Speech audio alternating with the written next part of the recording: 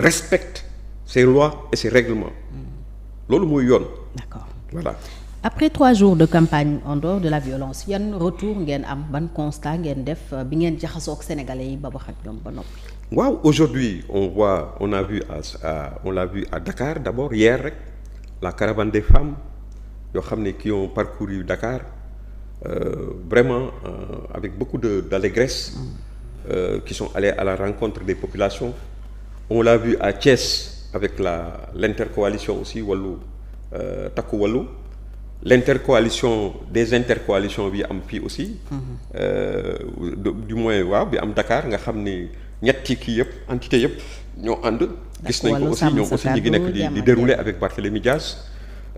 À Saint-Louis on a vu Mouhamadou Mansour Faye aussi l'édile de la ville tricentenaire qui est en train de dérouler dëkk boobu nga xam ni vraiment daf ko def ni comme Panal boo demee tey îlu Ndar boobu ku nekk xam na ni vraiment y a eu des transformations yoo xam ni waxuma ni lépp parfait na mais nit ñi kontaan nañ ci moom te boo gisee image yi rek nga gis ni vraiment c'était des caravanes des visites de proximité aux allures de caravane sax finalement parce que tànk lañ doon doxee mais vraiment c'était très charmant.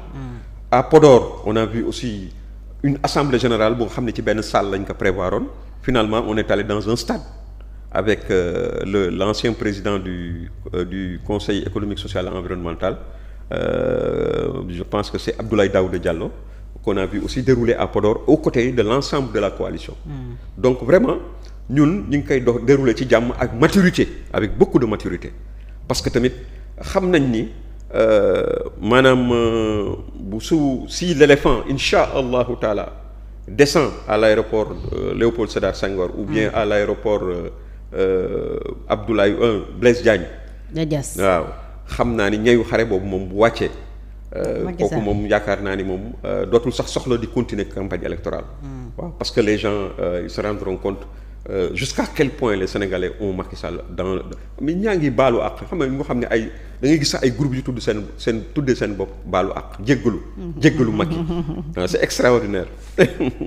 Donc jàpp ngeen ne bu ñu yeggee le 17 novembre Sénégalais yi dinañu rectifier. Nous le souhaitons de tout cœur en tant que Sénégalais en tant que responsable. diggante li ngeen bëgg ak li ngeen sentir ci terrain bi ngeen tâter le pouls.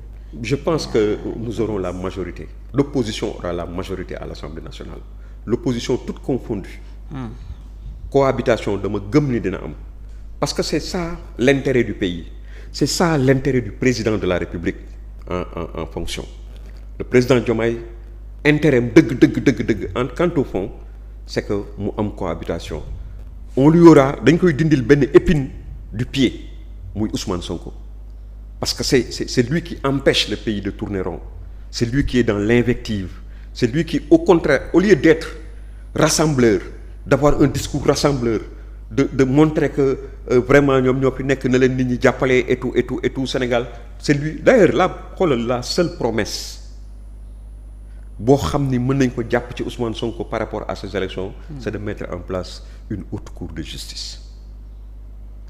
soo leen ñu falee danañu mën a taxawal une haute cour de justice. mais digg na leneen feneen dem na Fatick démb wax ne dinañu defar par exemple des usines de transformation pour le sel le mil. waaw mais xam nga ni kooku candidat yëpp la mu wax Thiès ak kooku c'est des déclarations d'intention c'est normal.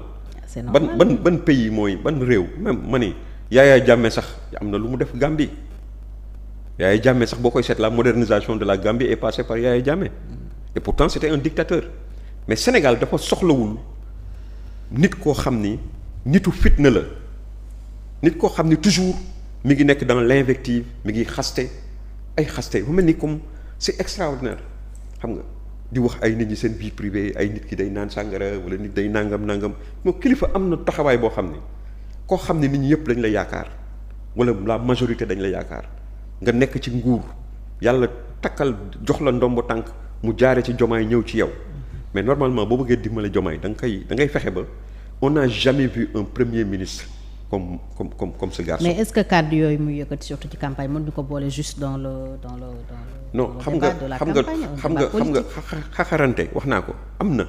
affaire doomu bàjjan doomu nangam mais quand ça prend des allures yoo xam ni de yàq deru nit parce que tamit am na lu nga xam ni nit ku am njabootam amee liyam quand tu le taxes de soulard et cetera et cetera. Non c'est autre chose, ça n'a rien à voir avec la politique. Politique li ñuy xaxarante bi c'est ci ay programme la. Mais ce ne sont pas du viser ay nit quoi. Personnellement moom su ko nit ñi waxul warul wax kenn dara moom def na fi lu nga xam ni scandale bi mu indi ci réew mi fii amul benn homme politique au Sénégal bu ñu mës a toppee charge yi ñu ko toppee woon.